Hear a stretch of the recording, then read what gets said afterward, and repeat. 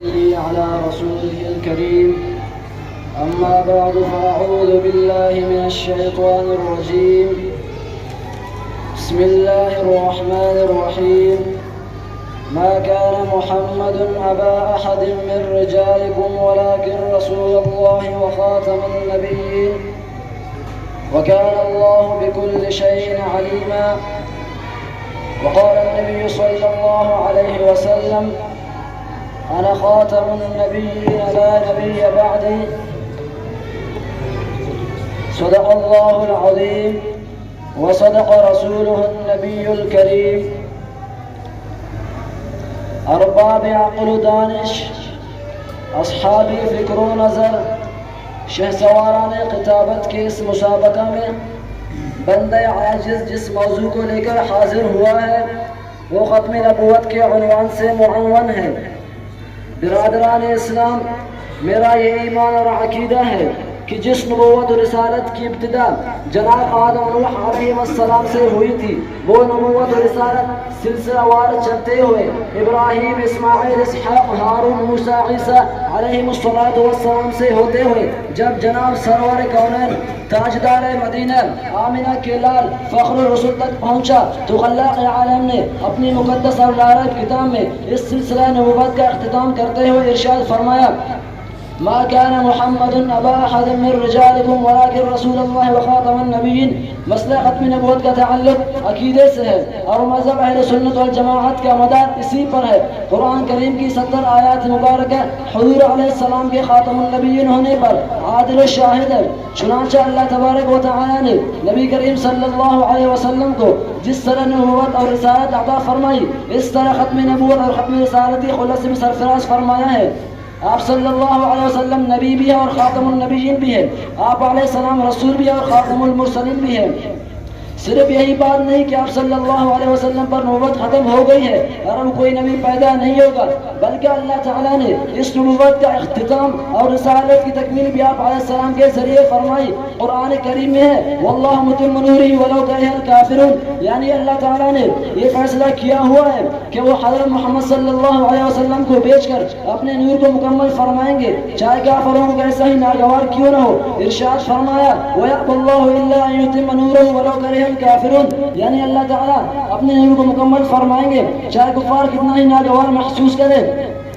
چنانچہ حجۃ الوداع کے موقع پر قرآن پاک کی ایک اور آیت نازل ہوئی: اليوم اکملت لکم دینکم واتممت علیکم نعمتی ورضیت لکم الاسلام دینا. یعنی آج ہم نے آپ کے لیے آپ کی دین کو مکمل کر دیا اور اپنے نعمت کا اتمام بھی کر دیا اور آپ کے لیے اسلام کو بطور دین کے پسند کر لیا. گویا یہ بشارت دی گئی کہ ہم نے اپنے نور کو مکمل کر دیا ہے. یا یوں سمجھیے کہ اس نبوت کے ساتھ ساتھ ختم نبوت سے بھی آپ علیہ السلام کو سرفراز کیا گیا. ختم نبوت کے ساتھ ساتھ اللہ تعالیٰ نے اس نبوت کی تکمیل بھی کر دی. تکمیل کرنے اور اس کو مکمل کرنے کا نتیجہ یہ نکلے گا کہ اس نبوت کا نور اور فیض رہتی دنیا تک قائم رہے گا. دنیا میں جتنے پیغمبر بھی آئے، ہر نبی نے اپنی قوم کو اپنے بعد ایک نبی کے آنے کی بشارت سنائی کہ ہمارے بعد ایک نبی ایسا آئے گا جو سب کا منتظر ہوگا. وہ بشر آئے گا جو عظمت بشر ہوگا. وہ نبی آئے گا جو اولین و آخرین کا سردار ہوگا. وہ آگے آئے گا جس کی غلامی پر ہزار وعدہ قربان کیے جا سکتے ہیں. جی ہاں، دعائے خلیل آئے گا، نبی مسیح آئے گا، بشارت انبیاء آئے گا. تو جب وہ رسول و پیغمبر دنیا میں تشریف لائے تو آپ علیہ السلام نے دنیا انسان کو بتلایا: لوگوں، انا خاتم النبیین لا نبی بعدی. تبھی تو شاعر نے کیا خوب کہا: ختم نبوت کی مہر لگا کر بتا دیا خدا نے، ختم نبوت کی مہر لگا کر بتا دیا خدا نے، آنا نہیں کوئی نبی اس جہاں میں. سبحان اللہ.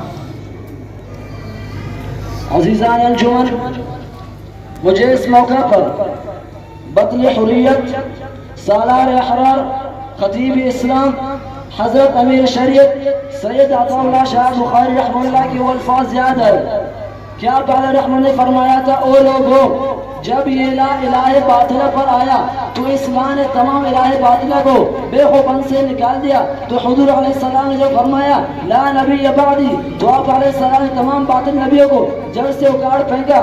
علماء کرام تشریف فرما ہے، ان کی موجودگی میں عرض کرنے لگا ہوں کہ اس امت کا اجماع جو سب سے پہلے ہوا وہ پیغمبر علیہ السلام کی ختم نبوت پر ہوا.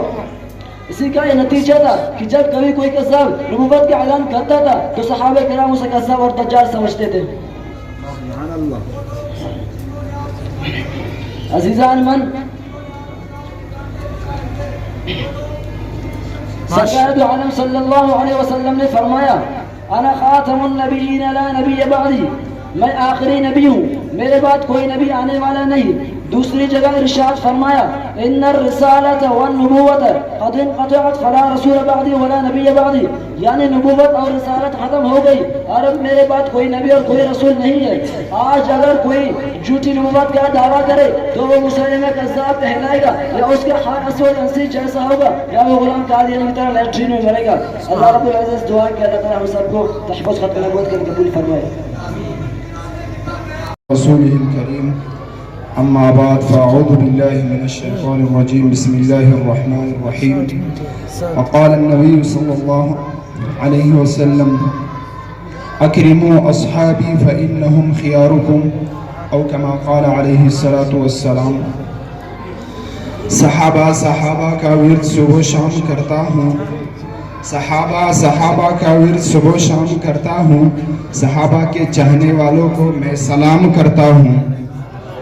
عداوت نہیں ہے مجھے کسی سے، شاعر نے کیا خوب کہا، ذرا غور سے سنو. عداوت نہیں ہے مجھے کسی سے مگر دشمنان صحابہ پہ لعنت سرعام کرتا ہوں. سامعین محترم، آج میں آپ حضرات کے سامنے جس موضوع کو حاضر خدمت ہوا ہوں وہ ہے عظمت صحابہ کرام رضی اللہ تعالی اجمعین. عزیزان من، یہ ایک مسلمہ حقیقت ہے کہ کائنات میں انبیاء علیہ السلام کے بعد سب سے افضل آقا مدنی صلی اللہ علیہ وسلم کے صحابہ کرام ہے. صحابہ کرام نبی کریم صلی اللہ علیہ وآلہ وسلم کے بلا واسطہ شاگرد ہے. صحابہ کرام رضی اللہ تعالی اجمعین کی حیثیت اسلام میں ایسے ہے جیسے جسم میں روح کی حیثیت ہوتی ہے. اگر جسم میں روح ہے تو زندگی ہے، اگر روح نہیں تو زندگی نہیں. اسی طرح اگر صحابہ کرام ہے تو اسلام ہے، اگر صحابہ کرام نہیں ہوں گے تو اسلام باقی نہیں رہے گا. کیونکہ ہمیں کلمے سے لے کر حج بیت اللہ تک جو کچھ بھی ملا ہے وہ سب صحابہ کرام کے صدقے سے ہی ملا ہے. عزیزان من، صحابہ کا تذکرہ آپ کو تورات، زبور، انجیل میں بھی ملے گا. قرآن میں تو تذکرہ ہی ہے، دوسری آسمانوں کتابوں میں بھی تذکرہ ملے گا.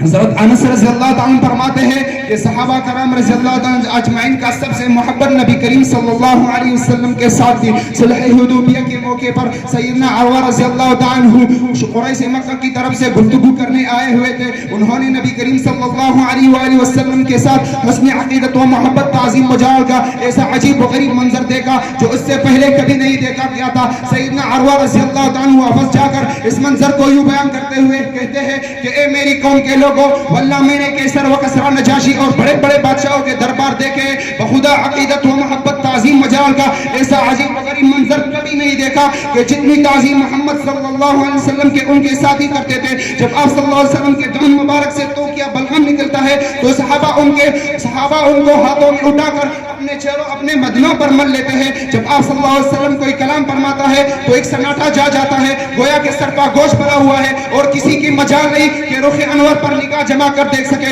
اسی قربانیوں کی وجہ سے تو اللہ تبارک و تعالیٰ نے صحابہ کرام کو پاک پیغمبر کے شاگرد بنائے، پاک پیغمبر کے سفیر بنائے، پاک پیغمبر کے مرید بنائے، پاک پیغمبر کے محافظ بنائے، پاک پیغمبر کے مشن کے امین بنائے، پاک پیغمبر کے تبلیغ کا میزبان بنائے، پاک پیغمبر کے محنت کا خلاصہ بنائے، پاک پیغمبر کے قرآن کی تفسیر بنائے، پاک پیغمبر کے مقتدی بنائے، پاک پیغمبر کے مشن کی تکمیل بنائے، پاک پیغمبر کے جانثار بنائے، پاک پیغمبر کے وفادار بنائے، پاک پیغمبر کے حقدار بنائے، پیارے پاک پیغمبر کے پیارے پاک صحابہ بنائے. عزیزان من، آج کل ملک پاکستان کی سرزمین پر صحابہ کرام کی شان میں طرح طرح کی گستاخیاں ہوتی جا رہی ہے.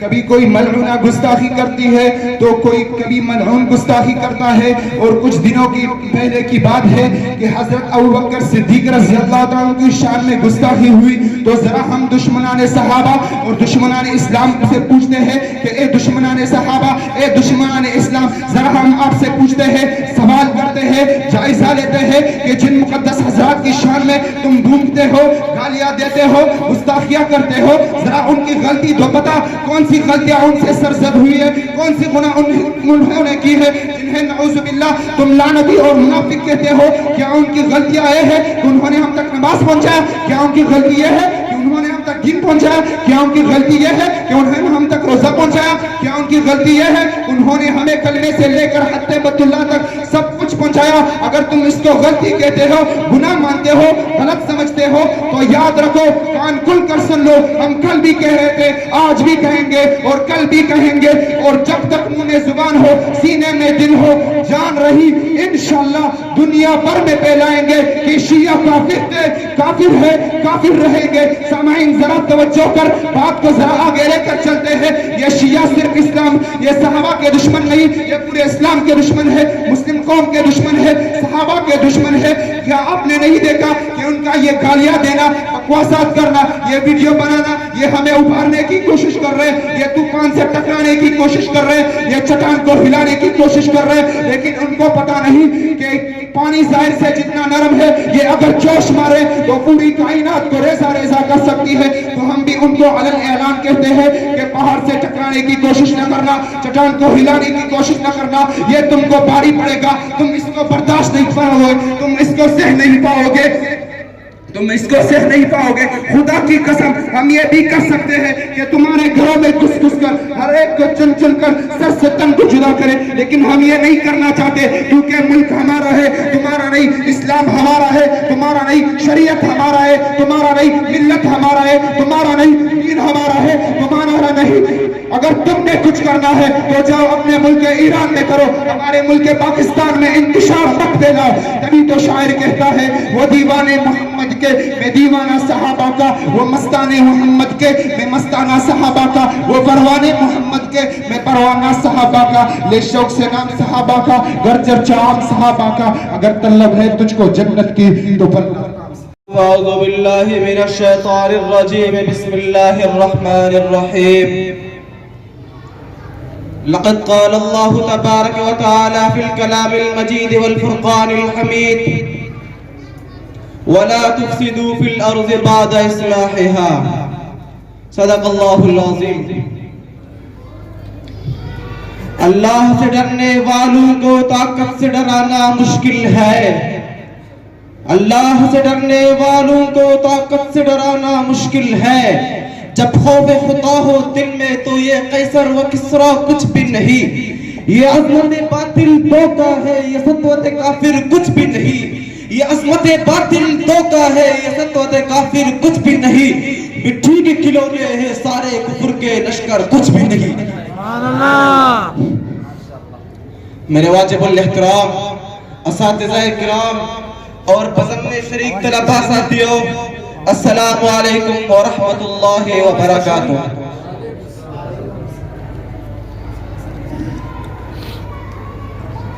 آج میں جس موضوع کو لے کر حاضر خدمت ہوا ہوں وہ اسلام اور ہمارے حکمران کے عنوان سے معنون ہے. سامعین محترم, آج کے حکمران روشن خیال اور اعتدال پسند اسلام کس کو کہتے ہیں؟ موسیقی عام کرنے, علماء کرام کو شہید کرنے, مدارس اور مساجد پر پابندی لگانے کو آج کا جدید اسلام قرار دیتے ہیں. اگر آج کا اسلام صحیح تو کیا 1400 سال پہلے اس دنیا کی طرف مبعوث کیا جانے والا لعن نبی نعوذ باللہ جھوٹا ہے؟ انہوں نے ہمیں غلط اسلام پہنچایا. روشن خیال اعتدال پسند اسلام تو وہ تھا جسے ابو بکر پیدا ہوئے, جس کو عمر نے تسلیم کیا, جس کو عثمان غنی نے قبول کیا, جس کو علی المرتضیٰ نے بچپن میں سمجھا. کیا انہوں نے علماء کو شہید کیا تھا؟ کیا انہوں نے اسلامی شاعر پر پابندی لگائی تھی؟ میں ان سے ذرا پوچھنا چاہتا ہوں, کیا تم رب ذوالجلال اور اس کے نبی صلی اللہ علیہ وسلم سے زیادہ سمجھتے ہو؟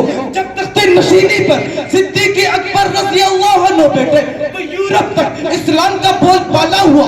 جب اسی تخت پر فاروق اعظم رضی اللہ عنہ بیٹھے تو عام غریب لوگوں کو چین سے سونا زمانہ نصیب ہوا جب اسی تختوں پر عثمان غنی رضی اللہ عنہ بیٹھے تو مسلمانوں کو سہولیات میسر آئے. جب اسی تختوں پر علی المرتضی رضی اللہ عنہ بیٹھے تو کافروں نے مسلمانوں کا طاقت سمجھا.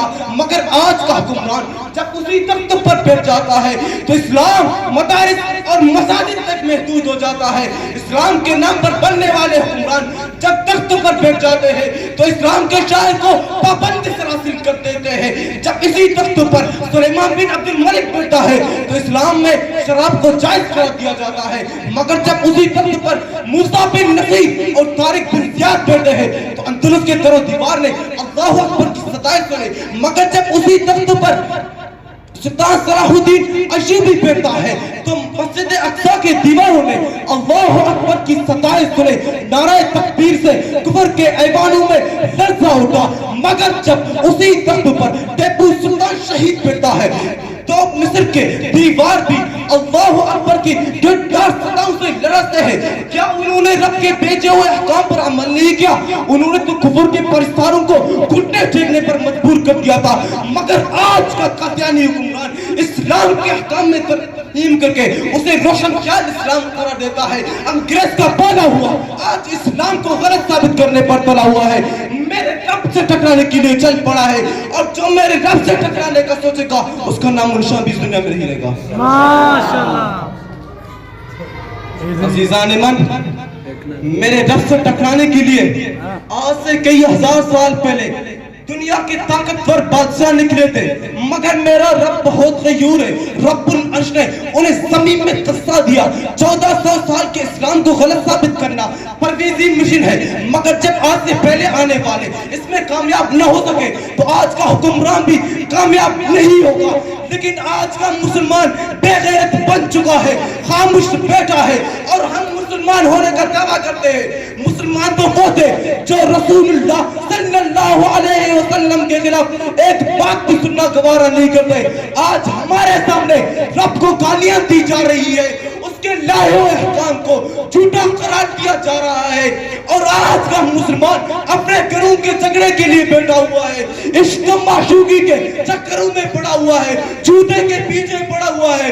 مسلمان کب جاگے گا؟ اسلام کا سوال شروع ہو چکا. جا اٹھاؤ اپنے اندر کے اس سامان کو، جا اٹھاؤ اپنے اندر کے اس بے دردی کو. جو اٹھے تو زلزلہ اور طوفان اس کے ہمنوا بن جائے، جو چلے تو بادل اس کی ساتھ کر جائے، جو بولے تو بجلیاں اس کے ساتھ کر کے، جو دیکھے تو ان کو بھی خدائی سمجھ جائے، سارے خدا کے خدائی اور مخلوق اس کے ساتھ دینے بنا جائے. یاد رکھو تم میں سے جس شخص کے اندر سویا ہوا ہے اگر تم نے نہ جگایا وہ مر جائے گا، اس کے ساتھ تم بھی غفلت کی موت مر جاؤ گے. کیا اسی طرح سے بینک بیلنس کے پیچھے پڑے رہو گے؟ کیا اسی طرح سے خدا کے ہوتے ہوئے دوسروں کو سپر پاور کہتے رہو گے؟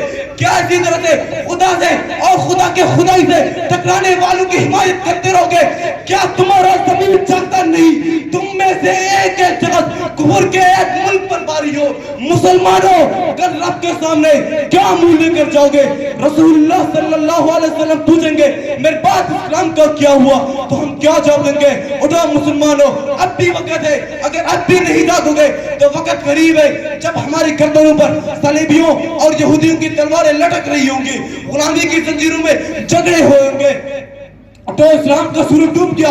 کفریہ طاقتوں نے اسلام اور اسلام کے پرچار کرنے والوں کی کچلنے کا تہیہ کر لیا ہے. غیر مسلم عیسائی اور یہودی کبھی مسلمان کے دوست نہیں ہو سکتے. کیوں ان کے جال میں پھنستے ہو؟ کیا وہ مسلمانوں سے زیادہ اچھے ہیں؟ کیا وہ مسلمانوں سے زیادہ عادل ہے؟ کیا وہ مسلمانوں سے زیادہ بااخلاق ہے؟ جن کے نسب کا پتہ نہیں، جن کے ماں باپ کا پتہ نہیں، آج وہی اسلام کے ٹھیکیدار بنے ہوئے اور مسلمان اپنی ذاتی مسائل کو حل کرنے میں لگے ہیں.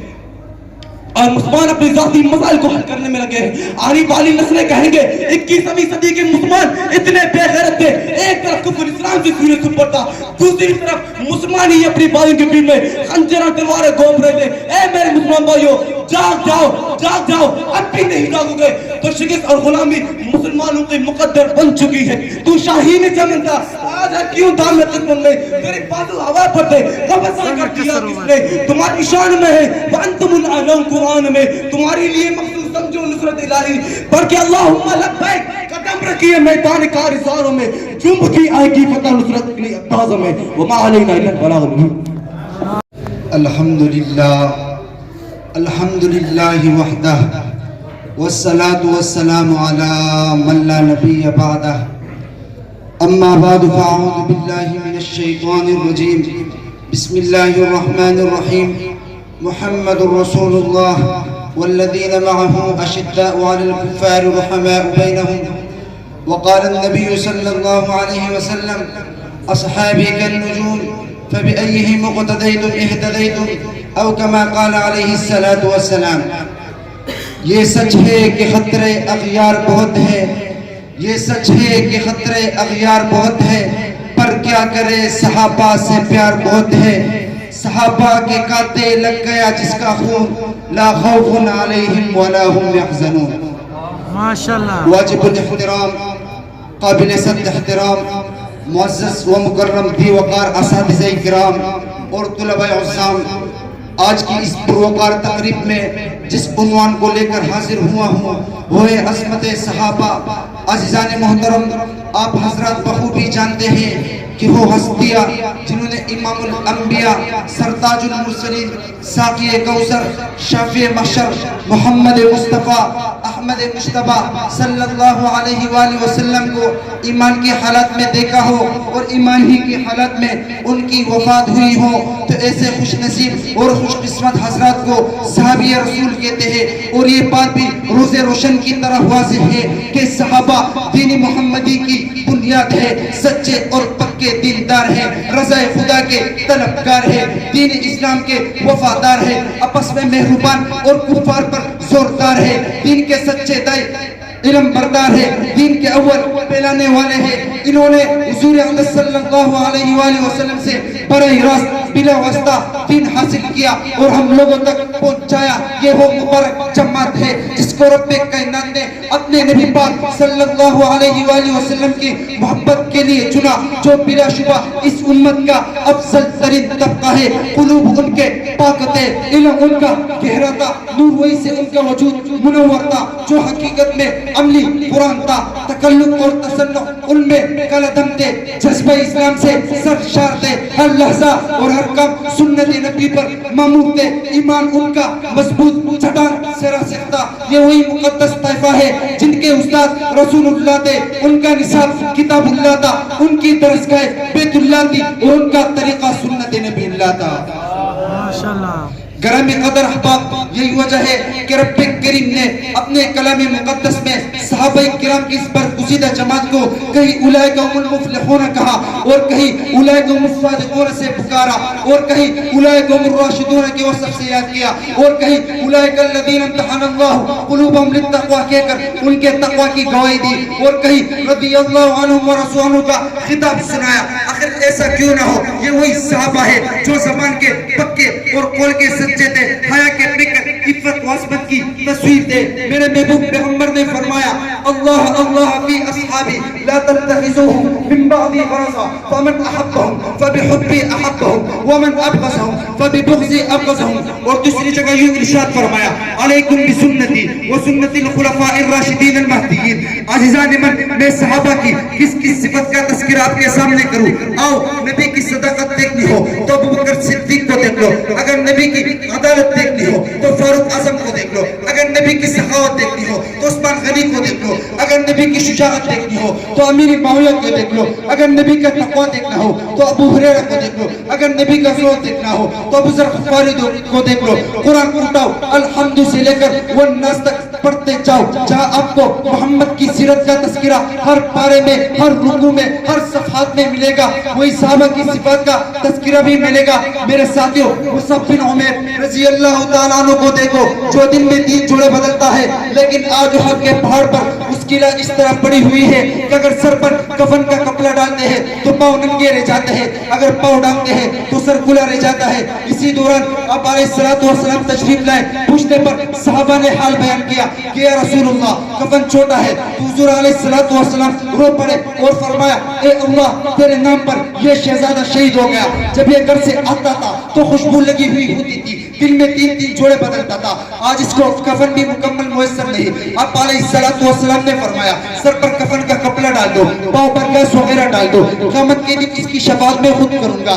عزیزان من, عشق مصطفیٰ کو سمجھنا ہو تو مکہ کی گلیوں کا معائنہ کرنا پڑے گا, وہ آپ کو صدیق کی صداقت دیکھنا پڑے گا. عزیزان من, پھر عظمت صحابہ پہ لوگ اس سے دلیل مانگتے ہیں کہ صحابہ کی عظمت کیا ہے. میں نے کہا میری جان صحابہ, میری شان صحابہ, میری چاہت صحابہ, میری ان صحابہ, میرا عشق صحابہ, میرا پیار صحابہ, میرا جنون صحابہ, میری ابو صحابہ, میری الفت صحابہ, میری عقیدت صحابہ, میری عبادت صحابہ, میری تسبیحات صحابہ, میری ایمان صحابہ, میری ابتدا صحابہ, میری انتہا صحابہ, میری جان صحابہ, میری آرزو صحابہ, میری خواہش صحابہ, میری تمنا صحابہ, میری گفتگو صحابہ, میری سوچ صحابہ, میری دھڑکن صحابہ, میری وفا صحابہ, میری یاد صحابہ, میری تمنا صحابہ, میری خوف صحابہ, میرا سوچ صحابہ, میری محبت صحابہ. پھر توجہ کرنا, نبی بدر میں تھا ساتھ کون تھے صحابہ, نبی احد میں تھے ساتھ کون تھے صحابہ, نبی تبوک میں تھے ساتھ کون تھے صحابہ, نبی یرموک میں تھے ساتھ کون تھے صحابہ. پھر توجہ کرنا, کچھ تک کلمہ کس نے پہنچایا صحابہ نے, اسلام کس نے پہنچایا صحابہ نے, روزہ کس نے پہنچایا صحابہ نے, ایمان کس نے دیا صحابہ نے. آج اگر نبی کا اسلام زندہ ہے اس کی وجہ سے صحابہ کی وجہ سے, نبی کا قرآن زندہ ہے اس کی وجہ سے صحابہ کی وجہ سے, نبی کا شریعت زندہ ہے اس کی وجہ سے صحابہ کی وجہ سے. پھر میں کیوں نہ کہوں دلوں پہ محبت تو زبانوں پہ ترانے ہیں, زمانے کو بتا دو ہم صحابہ کے دیوانے ہیں. رسوله الكريم. أما بعد فأعوذ بالله من الشيطان الرجيم. بسم الله الرحمن الرحيم. محمد رسول الله والذين معه أشداء على الكفار رحماء بينهم. وقال النبي صلى الله عليه وسلم الصحابة كلهم عدول او كما قال عليه الصلاة والسلام. قلب جگر میں عشق صحابہ ہوگا, قلب جگر میں عشق صحابہ ہوگا, جو سمجھتا ہے کہ عبادت ہے تبر بازی. اے بے خبر تیرے گناہ ہوگا ازالہ ہوگا, ایسے بدبخت کا منہ محشر میں کالا ہوگا. انتہائی واجب الاحترام, قابل صد تکریم معزز اساتذہ کرام اور میرے ہم مکتب ہم نشین ہم سفر ساتھیوں, السلام علیکم ورحمت اللہ وبرکاتہ. سامعین محترم, وقت مختصر ہے اس لیے میں اپنے موضوع کو کافی کاٹ کر مختصراً وقت میں آپ حضرات کے سامنے ایک موضوع کو علبوں کی زینت بنا کر جانا چاہوں گا. میرے موضوع ہوگا صحابہ کی شان اور ان پر سب سے پہلے تان کرنے والا کون. سامعین محترم, اسلامی نقطہ نگاہ سے انبیاء کرام کے بعد سب سے پہلا اور بلند مقام صحابہ کرام کا ہے. صحابی کسے کہتے ہیں؟ صحابی اس کو کہتے ہیں کہ انہوں نے ایمان کی حالت میں نبی پاک صلی اللہ علیہ وسلم کی صحبت اختیار کی ہو اور اسی ایمان کی حالت میں اس دنیا سے رحلت فرما گئے ہو. میرے غیور مسلمانوں, میں صحابہ کی شان اور صحابہ کی عظمت کو تاریخ کی اوراق سے نہیں بلکہ قرآن سے ثابت کر کے اجازت چاہوں گا. سامعین محترم, قرآن مجید میں صحابہ کی شان کے تذکرے ہیں, صحابہ کی شان کے تذکرے ہیں, صحابہ کی عظمت کے تذکرے ہیں, صحابہ کے کردار کے تذکرے ہیں, صحابہ کے گفتار کے تذکرے ہیں, صحابہ کے اقوال کے تذکرے ہیں, صحابہ کے کردار کے تذکرے ہیں, صحابہ کے افعال کے تذکرے ہیں, صحابہ کی بہادری کے تذکرے ہیں, صحابہ کی شجاعت کے تذکرے ہیں, صحابہ کے کردار کے تذکرے ہیں. جی ہاں, قرآن کریم نے صحابہ کی شان کو بیان کیا, اولئک حزب اللہ. جب قرآن کریم نے صحابہ کی صداقت کو بیان کیا, اولئک هم الصادقون, کہیں قرآن نے فرمایا اولئک هم الفائزون, کہیں قرآن نے فرمایا اولئک هم الراشدون, کہیں قرآن نے فرمایا اولئک هم الفائزون. میرے غیور مسلمانوں, صحابہ وہ جماعت ہے جنہوں نے اپنے جان کے نذرانے دے دی. صحابہ وہ جماعت ہے جنہوں نے بچوں کو یتیم کروایا. صحابہ وہ جماعت ہے جنہوں نے بیووں کو بیوہ کروایا. صحابہ وہ جماعت ہے جنہوں نے خود کو خون میں نہلا کر تا قیامت تک آنے معاویہ واقف تو ہے اس راز سے دار سنبی، واقف تو ہے اس راز سے دار سنبی، ہر دور میں تاریخ وفا ہم سے ہوئی ہے۔ سامعین محترم، وقت مختصر ہے، دوسرے موضوع کی طرف جانا چاہوں گا۔ صحابہ کی اتنی عظمت ہے، قرآن میں ذکر کی ہے، حدیث نے ذکر کی ہے۔ میں مختصر وقت میں یہ کہوں گا کہ صحابہ پر سب سے پہلے کام کرنے والا کون تھا؟ جب وہ دور آیا جب نبی کے جھیالے صحابہ کرام دین کو پوری دنیا میں پھیلا رہے تھے، کنارے کنارے تک پہنچا رہے تھے، اس وقت عبداللہ ابن سبا جو صحابہ سے شکست ہوتا تھا، انہوں نے مسلمانوں میں داخل ہو کر سازشی شروع کر دی۔ سب سے پہلے ابو بکر صدیق پر تان کا آغاز کیا، اس کے بعد عمر فاروق پر الزامات کے بوچھاڑ کر دی، اس کے بعد عثمان غنی پر الزامات کے بوچھاڑ کر دی۔ گزرتا گیا ایسے وقت سبائی فتنے اسلام کی بنیاد کو ڈالنے کی کوشش کر رہے تھے لیکن ناکام ہوئے۔ اس کے بعد اس دور کا آغاز ہوا جب عثمان ذی النورین کو بدردی سے شہید کیا، اس دور کا آغاز ہوا۔ معاویہ اور علی کو لڑایا گیا، اس دور کا آغاز ہوا جب قرآن کریم کی یہ آیت هو الذی ارسل رسولہ بالہدی ودین الحق لیظہرہ علی الدین کلہ، اس آیت کی تفسیر ہوئی، مکمل ہوئی۔ یہ کون سا دور تھا؟ یہ وہ دور تھا ابو سفیان کے بیٹے امیر معاویہ کا دور تھا۔ امیر معاویہ کون تھے؟ وہ امیر معاویہ جس نے سبائی کے چکے چھڑا دیے، وہ امیر معاویہ جس نے سبائی کے ہاتھ کاٹ دیے، وہ امیر معاویہ جس نے سبائی کے گردن توڑ دیے، وہ امیر معاویہ جس نے سبائی کے چکے چھڑا دیے۔ جی ہاں، آج 1400 سال بعد بھی یہ سبائی اپنے اس مشن کو لے کر اسی صحابہ پر تان کرنا چاہتا ہے، لیکن میں تم کو بتاتا چلوں جیسے اس معاویہ نے ان کے مشن کو ختم کیا تھا، میں پھر بھی بتاتا ہوں کہ یہ امیر معاویہ کو گالی کیوں دیتے ہیں۔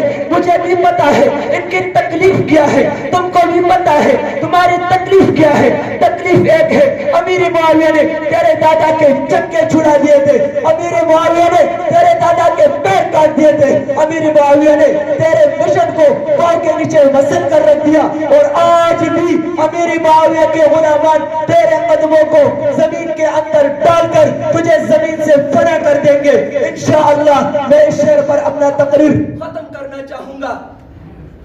وہ دیوان محمد کے میں دیوانہ صحابہ کا، وہ پروان محمد کی میں پروانہ صحابہ کا، لے شوق سے نام صحابہ کا، کرچا عام صحابہ کا۔